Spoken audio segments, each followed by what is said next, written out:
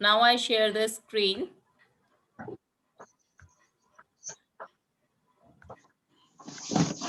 This is the last maths revision test. Question number 11 to 15 I gave you.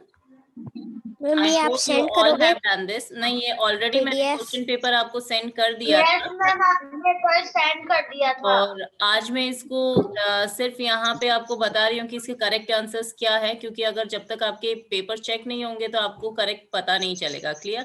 फिर आप लोग exam में गलती करोगे। So few students send me the answers also. जिन्होंने कर लिया था मुझे सेंड भी कर दिया और मैंने उसमें कुछ करेक्शन है तो मैंने लिख के भी भेज दिया था कि आपको कहाँ कहाँ पे करेक्शन यस करना है। मैम, मेरा गलत था। Clear? So question number 11 to 15 already मैं सेंड कर चुकी हूँ, आज सिर्फ मैं उसको एक बार क्लियर कर रही हूँ। देन इसके बाद क्वेश्चन नंबर 16 टू 21 आज हम लोग क्लास में ही करेंगे। सो इन 11 the first one is yes non standard. मेरे को पता ही नहीं था कि सेंड करना है। Okay, no problem. अगर नहीं किया तो कोई इश्यू नहीं है ऐसा, आप अभी भी उसमें करेक्शन कर देना। मेन चीज ये है कि आपको उसके आंसर्स क्लियर होने चाहिए कि सही क्या है और गलत क्या है। क्लियर? मैम आज सारे रिवीजन टेस्ट के आंसर मतलब फाइल पीडीएफ बना के आपको सेंड करने हैं। नहीं, ऐसा कोई जरूरी नहीं है।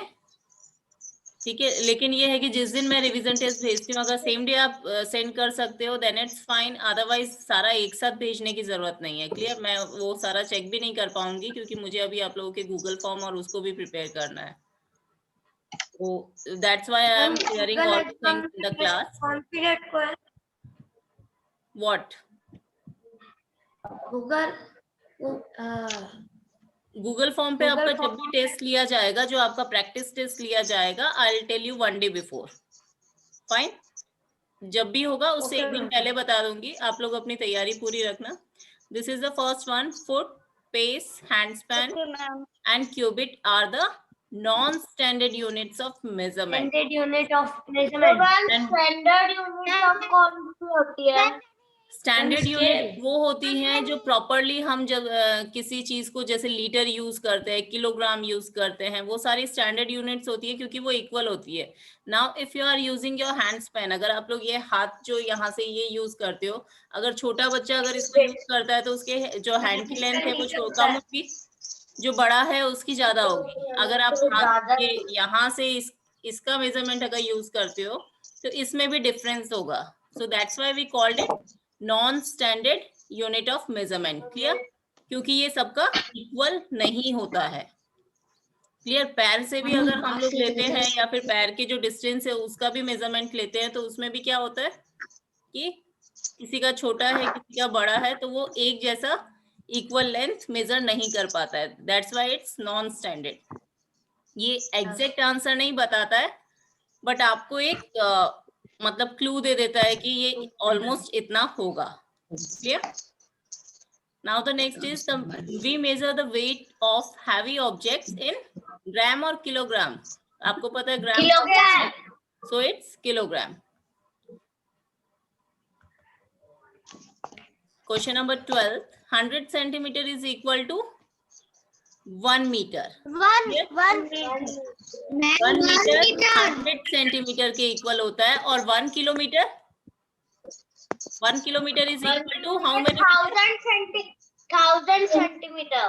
1000 metre, not 1000 centimetre, 1000 metre. Janvi गलती मत करो। क्लियर? सिर्फ यहाँ पे ध्यान रखना 1 लीटर 1000 मिलीलीटर के बराबर होता है, 1000 मीटर 1 किलोमीटर के बराबर होता है और 100 centimetre is equal to 1 metre. Clear? इनको ध्यान रखना, आपको कन्वर्जन के लिए क्वेश्चंस आएंगे।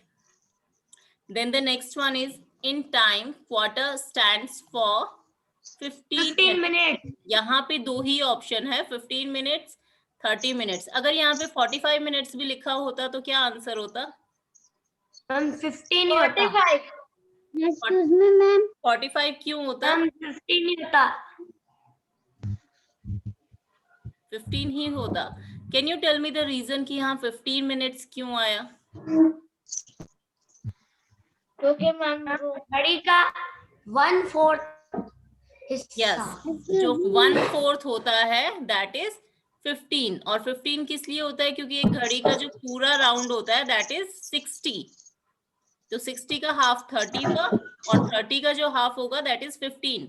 तो जब भी आपसे क्वार्टर किसके लिए स्टैंड करता है, तो क्वार्टर हमेशा 15 को बताता है, 45 को नहीं बताता है, 15 को बताता है। इनको बताता है। क्लियर? वो हम लोग जो क्लॉक में यूज करते हैं that is quarter past and quarter to. Quarter past 15 को बताता है, क्वार्टर टू 45 को बताता है। लेकिन जब हम सिर्फ क्वार्टर के बारे में पूछते हैं तो क्वार्टर का मतलब ही 15 होता है according to the clock. Clear? Excuse me ma'am. Yes Bharti. मैंने फर्स्ट वाला नहीं करा मैम। फर्स्ट वाला okay, no problem, I will send this PDF. मैं इसका पीडीएफ आपको सेंड कर दूंगी, तो आप इसको बाद में कर लेना, बट इनको कंप्लीट Yes, करके ma'am. रखना क्योंकि these revision are very useful. Ma'am तो मैं सेकंड से कर लूं मैम? ओके फाइन, बट मैं अभी जैसे ही आगे बढ़ूंगी आपका फिर वो भी मिस हो जाएगा। तो अभी आप समझ लो इस चीज को, बाद में आप कर लेना। Clear? Because I will send the PDF yes ma'am. To the next one. Ma'am मैंने तो किया हुआ ही है। Okay fine. नेक्स्ट है सब्ट्रैक्शन, आपको करना है, इट मीन्स माइनस करना है और कॉलम में अरेंज करके करना है। Now never get confuse with this thing कि 93 सेंटीमीटर लिखा है। कई बच्चे क्या करते हैं, जो चीज आगे लिखी है उसको ऊपर लिख देते हैं और जो पीछे लिखा है उसको नीचे लिख लेते हैं। Don't do like this. हमेशा बड़ा नंबर मैम, हमेशा बड़ा नंबर ऊपर आता है। यस, जो भी बड़ा नंबर है वो ऊपर आएगा और छोटा वाला नीचे आएगा। सो फ्रॉम के बाद वाला पहले आता है और उसके पहले फ्रॉम के पहले उसमें भी कंफ्यूज मत हो। सब्ट्रैक्शन अगर आपको दिया जा रहा है तो आप बड़े को ऊपर लिख लो और छोटे को नीचे लिख लो। क्लियर? अगर कोई कंफ्यूजन है, आप इतना कंफ्यूज मत हो, सीधा इस तरीके से कर लो। फिर जब हम लिखेंगे तो सबसे पहले किस यूनिट में हम मेजर कर रहे हैं, दोनों ही सेंटीमीटर में है, then you have to write down centimetre here. फिर आप लिखोगे 102 एंड 93। इसके पीछे सेंटीमीटर लिखने की जरूरत नहीं है क्योंकि ऑलरेडी हम ऊपर लिख चुके हैं। क्लियर? सो अब आपको क्या करना है, यहाँ पे 102 में से 93 माइनस करना है। तो हम 1 बाय 1 क्या करते हैं, पहले हम कहाँ से शुरू करते हैं, राइट हैंड साइड से। तो 2 है, 2 में से 3 जा सकता है क्या? नो मैम, उसको 12 कर देंगे। 2 छोटा है, तो हम हमेशा क्या करते हैं कि हमें जब भी छोटा नंबर हमारे पास होता है तो हम उससे पहले वाले से बोरो करते हैं, उससे हम उधार लेते हैं। क्लियर? तो उससे पहले वाले के पास तो पहले से ही 0 है, तो 0 में से तो हम कुछ भी नहीं ले सकते। तो हम क्या करेंगे, इस 1 से 1 को ले लेंगे। तो हम कभी भी चीज को कोई भी नंबर को डायरेक्ट नहीं ले सकते और एट अ टाइम हम सिर्फ एक ही ले सकते हैं, 1 से ज्यादा नहीं ले सकते। क्लियर? तो ये 1 कट हो जाएगा और यहाँ पे 10 आ जाएगा पहले। लेकिन हमें कहाँ के लिए चाहिए, हमें इस 2 की प्लेस पे 1 बोरो करना है, तो हम 10 को कट करके 9 लिख देंगे और वो 2 के आगे 1 आ जाएगा। Clear? So it will become 12। 12 हो जाएगा। 12 में से 3 माइनस किया 9। यहाँ पे 9 बचा था, 9 में से 9 गया 0 और 1 हम ऑलरेडी ले चुके हैं। तो हो गया 0, तो 9। So 9 centimeter is the answer after subtracting the equation. जो भी लिखा हुआ है उसको जब सब्ट्रैक्ट किया तो फाइनली आंसर जो आया that is 9 centimeter. Then see the next one. Look at the weights. How would you combine them to weight the given? अब ये weight आपको पता है शॉपकीपर्स के पास वो जो बार होते हैं, से वो मेजरमेंट करता है। मतलब आजकल तो डिजिटल आ गया है, बट आप लोगों ने देखा होगा कि पहले शॉपकीपर्स के पास क्या होता था, वो लोहे के जो बड़े बड़े क्या बोलते हो या आप लोग उसको, यस मैम, 10 किलो 5 यस। तो उसमें आप देखो तो 50 ग्राम होता है, 100 ग्राम होता है, उसके बाद 200 ग्राम का भी होता है, देन सीधा ही 1 किलो का आ जाता है। नहीं, आधा किलो का, फिर 1 किलो का, 2 किलो, 5 kg, 10 kg, इस तरीके से वो उसके पास बार्स होते हैं। ऐसा नहीं है उसके पास 2.5 kg का भी बार होगा। वो फिर क्या करेगा, 2.5 kg करने के लिए पहले 2 kg रखेगा, फिर आधा kg वाला ऊपर रखेगा, फिर उसको मेजर करेगा। तो आप मान के चलो किसी के पास ये सारे बार्स हैं और सर्फ का पैकेट है जो 8 kg का है, क्लियर? उसको मेजर करना है, तो वो कौन कौन से बार को यूज करेगा, इनमें से कौन कौन से मेजरमेंट की यूनिट्स, मतलब उसके पास जो, तो आप इसमें से क्या करोगे, एक साइड में तो सर्फ रखा जाएगा 5 kg, 2 और एक kg, साइड 1 kg. 5 + 2 + 1 हो गया equal 8 kg। Ma'am 1 kg। Yes ma'am. 5 to 1 it's become 8 kg।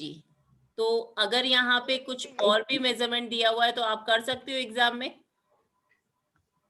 Yes, ma'am. Yes ma'am. Yes, now the next one. A packet of surf. Okay, ये तो हो गया। Fill in the blank, fill in the boxes. Multiplication fact आपको दिया हुआ है 4 9s are 36 मैंने भी 36.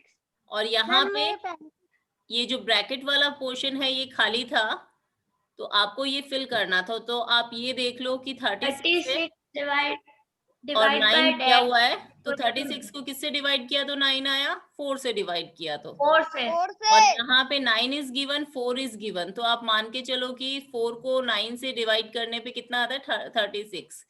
तो 36. मल्टीप्लिकेशन के फैक्ट को देख के आपको इस डिवीजन के फैक्ट को कंप्लीट करना है, क्लियर? और क्लास में आपको जो एक्सरसाइज कराई उसमें ऑलरेडी ये चीज आपको एक्सप्लेन कर दी गई है, तो आई होप आपको प्रॉब्लम नहीं होगी। Now come to the word problem, clear? Ma'am word problem को वर्ड प्रॉब्लम।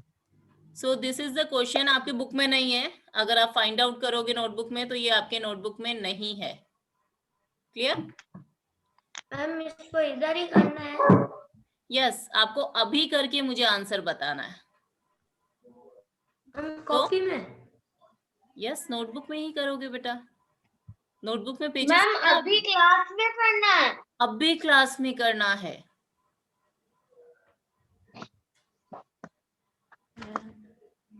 आप करोगे नहीं तो आंसर मुझे कौन बताएगा, इसको सॉल्व तो आप करोगे, क्वेश्चन देना मेरा काम है, आंसर तो आप बताओगे।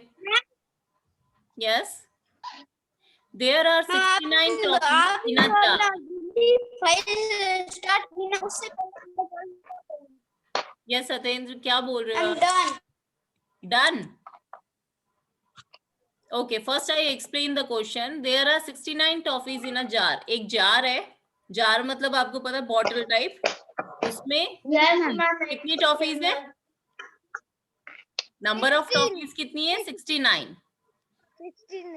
How many toffees will be there in 16 such jars. अगर 16 वैसे ही जार्स हैं और हर जार में 69 टॉफीज है, तो अब आपको बताना है कि टोटल नंबर ऑफ टॉफीज कितनी है। Now tell me the answer.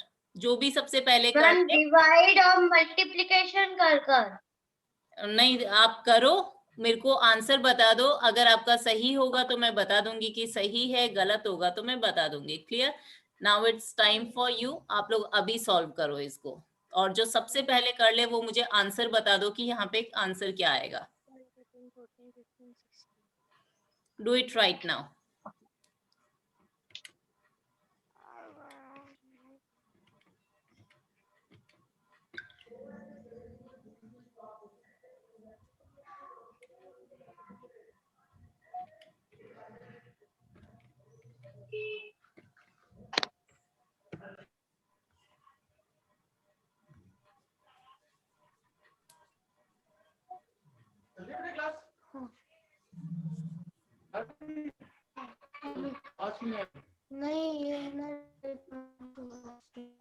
Yes, do it fast.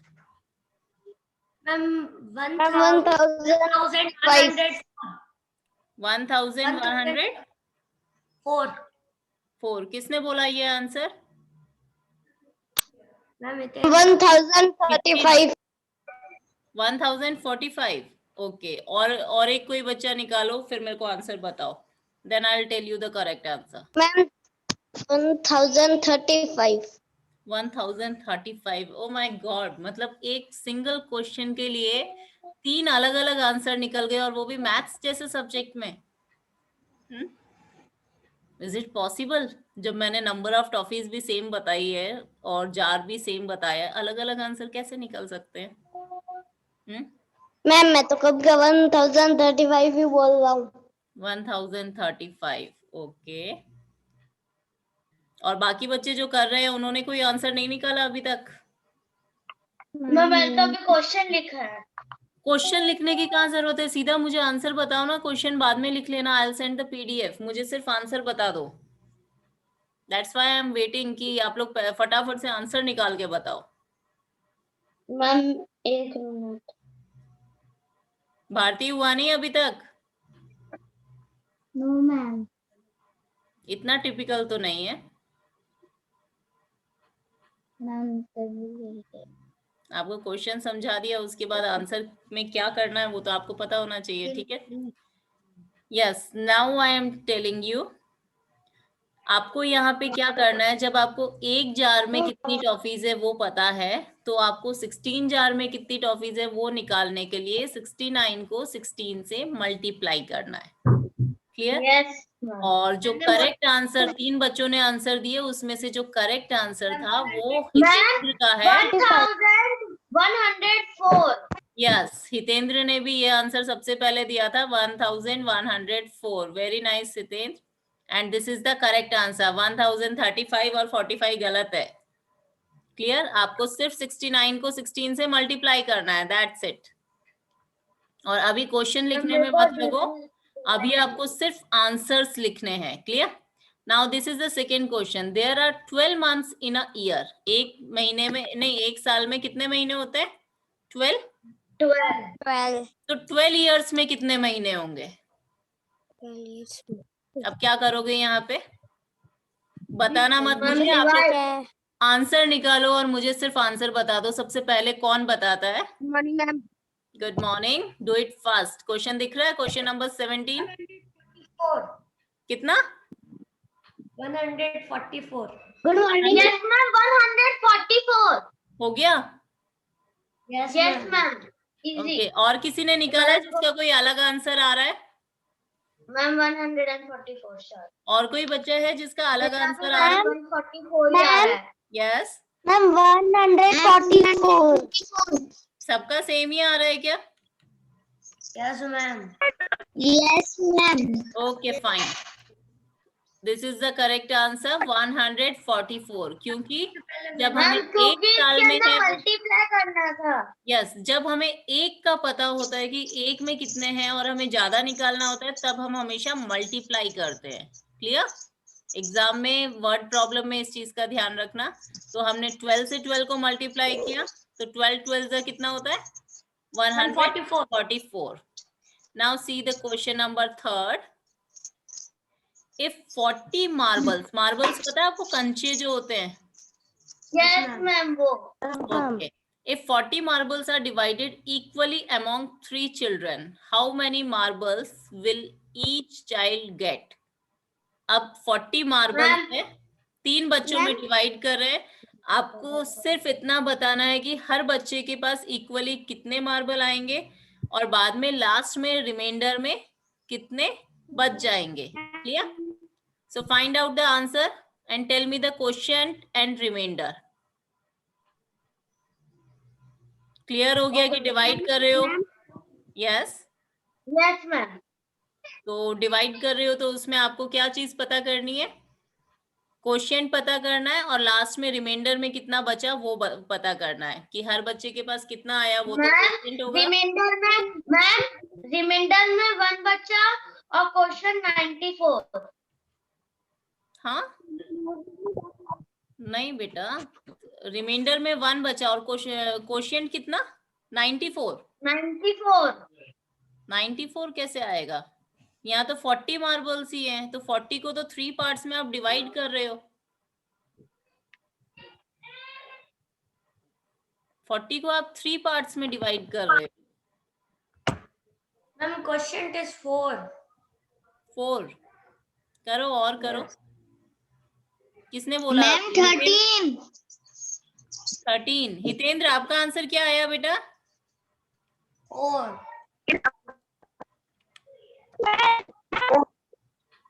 Ma'am 13 में से एक बचेगा। मैम 13। मैम 12। 13 और रिमाइंडर क्या बचेगा? रिमाइंडर क्या बचेगा?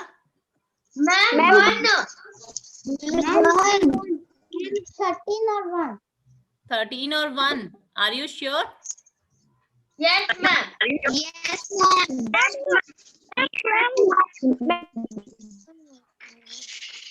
Okay, now listen carefully. देखो, बहुत छोटी सी इक्वेशन है, आपको सिर्फ ये चीज ध्यान रखो, 3 बच्चे हैं। अगर आप बोलते हो कि 13 इज द क्वोशिएंट, मतलब 13 उसका आंसर आ रहा है, तो एक के पास 13 है, तो 13 प्लस 13 कितना हुआ? 26। 26 और 26 प्लस 13 39। Yes ma'am. 39 तो इक्वली उनमें बांट दिए, 13 13 13। पीछे कितना बचा 40 में से? एक ही बचा। 1। So 1 is the remainder and 13 is the quotient. Janvi कहाँ गलती हो रही है बेटा? सिंपल डिवीजन था, 3 से 40 को डिवाइड करना था। क्लियर? Yes, अभी ma'am. करना। Now the next one. आराम से कर लेना, आराम से कर लेना। मैंने बोला ना मैं आपको पीडीएफ भेजूंगी, आप आराम से करना। If there are 7 kg apples, 7 kg apple है, 24 kg ऑरेंजेस हैं और 8 kg लेमन है, लेमन नींबू, ठीक है।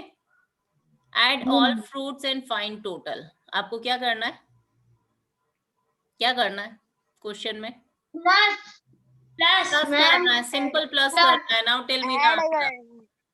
आंसर क्या होगा? 39। 39। Yes ma'am. और भी बच्चों को निकालने दो answer.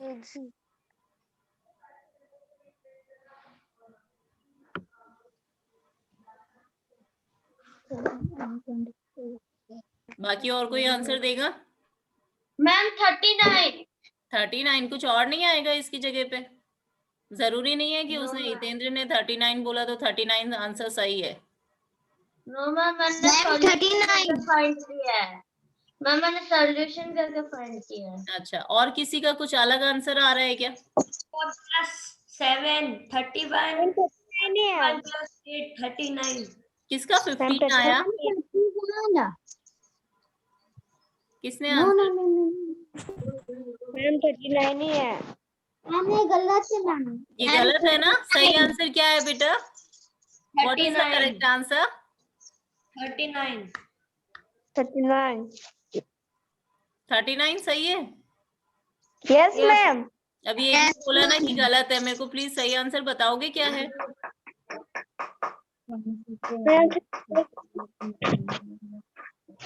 Yes, 39 is the correct answer, क्योंकि आप 7 24 + 8 करोगे तो वो 39 ही होगा। तो total number of fruits is 39। Clear? I hope आपको क्वेश्चंस की लैंग्वेज समझ में आती है।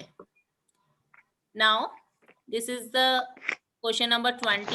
How many minutes are there in 7 hours?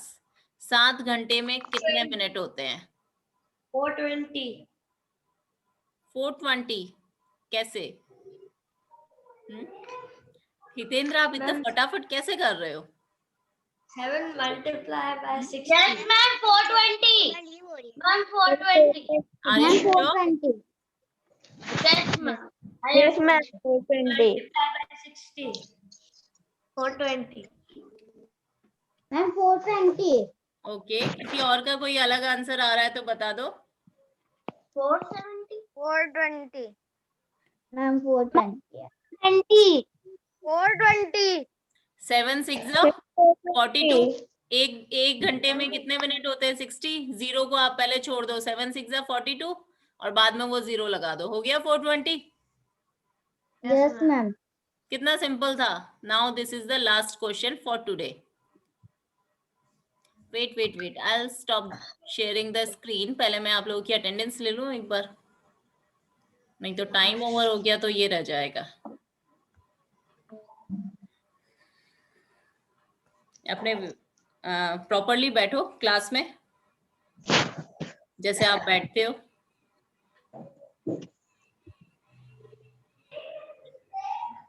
मैं क्लास से बार लीव.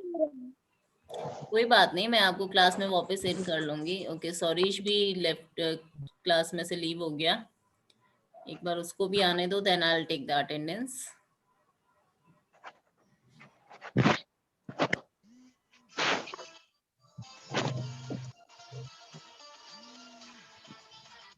वर्ड प्रॉब्लम पता है बाकी सारे क्वेश्चन से ज्यादा इंटरेस्टिंग होता है नहीं होता है?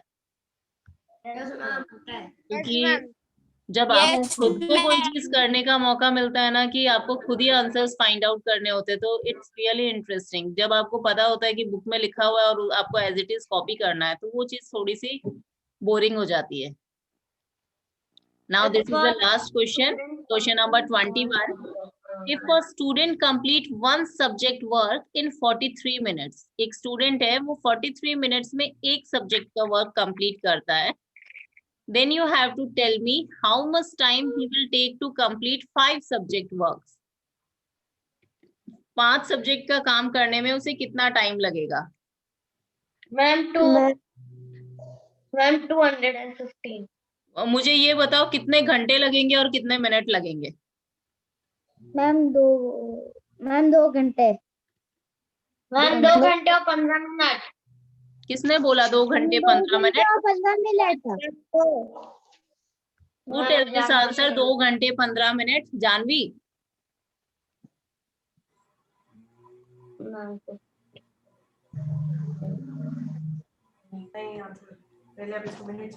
और किसी का आंसर? 5 सब्जेक्ट का काम वो कितने घंटे में कंप्लीट कर लेगा? कितने घंटे कितने मिनट?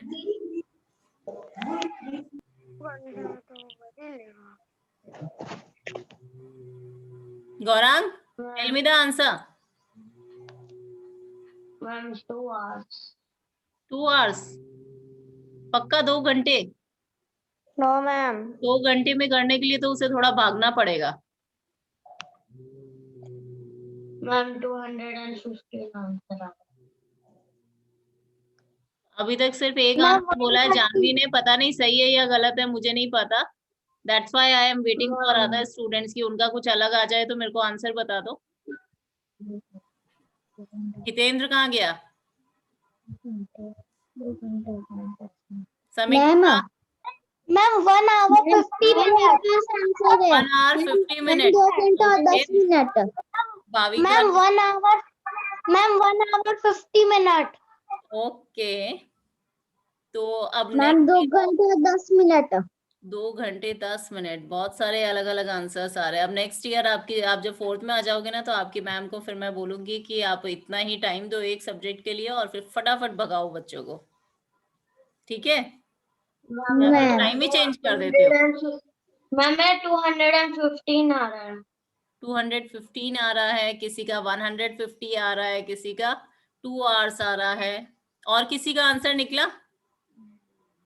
200. हितेंद्र क्या हो गया बेटा? हाँ, कहाँ कंफ्यूज हो गए हो? Okay, now I am telling you the correct answer, and the correct answer is 2 hours 15 minutes. Good job. Ma'am मेरा सही था. हाँ, सिर्फ एक जानवी का ही सही था, बाकी सब अलग अलग ही जा रहे थे. आपको क्या करना है, सिंपली 43 को 5 से मल्टीप्लाई कर दो. 5 3s are 15 and 5 4s are 20 और 20 में 1 ऐड कर दिया ऊपर का कैरी ओवर वाला. What's the problem? इतना इजी क्वेश्चन दिया आपको. हितेंद्र एक चाटा लगा लो अपने आप को. दिमाग काम नहीं कर रहा है ना?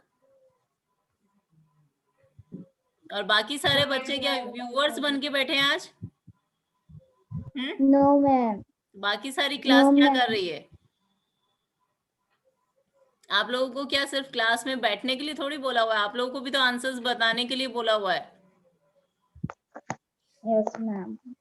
फिर वर्ड प्रॉब्लम्स जो मैंने आज कराई है वो मैं अभी क्वेश्चंस आपको सेंड करूंगी। आंसर के फॉर्म में जब आप लिखोगे तो आपको पता है वर्ड प्रॉब्लम में स्टेटमेंट भी लिखते हैं, नोटबुक में करा है ना। अगर आप एग्जाम में स्टेटमेंट नहीं लिखते हो तो आपके आधे नंबर कट होते हैं। क्लियर? अगर 4 मार्क्स का क्वेश्चन है तो 2 मार्क्स आपको स्टेटमेंट के मिलेंगे और 2 मार्क्स आपको सही आंसर निकालने के मिलेंगे। क्लियर? तो स्टेटमेंट के साथ आप ये 5 क्वेश्चंस करोगे, 5 नहीं, आई थिंक 6 क्वेश्चंस है ना आज के। yes. तो ये 6 क्वेश्चन आप आज करोगे। पहले वाले आपने आज क्रॉस चेक कर ही लिए हैं और नेक्स्ट हम लोग मंडे के बाद से आपका जब भी फिक्स होगा तब आपका गूगल फॉर्म पे टेस्ट लेंगे और मैं आपको पहले बता दूंगी कि आपका कौन से दिन कौन सा है। So be prepare for your exams. कोई भी डाउट, कोई भी कंफ्यूजन कुछ भी है तो आप नोट डाउन कर लो and you can ask me tomorrow, day after tomorrow, मतलब कल सैटरडे है, कल पूछो या फिर आप मंडे को पूछ लो। Still you are having 1 week, अभी भी एक वीक का टाइम है, उसके बाद शायद आपको प्रिपरेशन लीव मिल जाएगी 1 दिन की। आई डोंट नो, अभी तक कुछ क्लियर नहीं है। बट क्या हो गया Khushwant? Bhavika, Bhavika, yes ma'am. 1 hour 50 minute ही था क्या? इतना कम टाइम मत दो बच्चों को, पूरा टाइम तो लेने दो कम से कम। आपको भी जब हम क्वेश्चंस देते हैं ना एग्जाम में तो हम लोग कैलकुलेट करते हैं कि इतने क्वेश्चंस हमने दिए हैं तो एक बच्चा कितने घंटे में कर सकता है, और आपकी स्पीड और वो सब देख के ही हम लोग क्वेश्चंस डिसाइड करते हैं कि हमें इतने क्वेश्चंस इस टाइप के डालने हैं। क्लियर? ये सारी चीजें जितनी भी आप डेली में जो भी काम करते हो ना वो सब इसी पे, मैथ्स पे ही बेस्ड होता है। बिना मैथ्स के आपका दिन निकल सकता है क्या? No ma'am. आप कुछ भी करोगे ना, खाना भी खाओगे ना तो वहां पे भी कैलकुलेशन होती है कि यार इतना खा लिया अब ज्यादा हो जाएगा। वो ज्यादा कैसे पता करते हो? आप कैलकुलेट करते हो उसको भी। और कैसे कैलकुलेट करते हो? रफली, नॉन स्टैंडर्ड यूनिट्स में। आप ऐसे गिनते नहीं हो उसको, लेकिन नॉन स्टैंडर्ड आप उसको देख के कि नहीं इतना ज्यादा हो गया, अब इससे ज्यादा नहीं खाना है। यार पानी पीते हो तो 1 गिलास पानी पी लिया, अब उससे ज्यादा हो जाएगा। तो मैथ्स इज एवरीवेयर और मैथ्स को एंजॉय करो। Thank you to all, have a nice day. Thank you ma'am.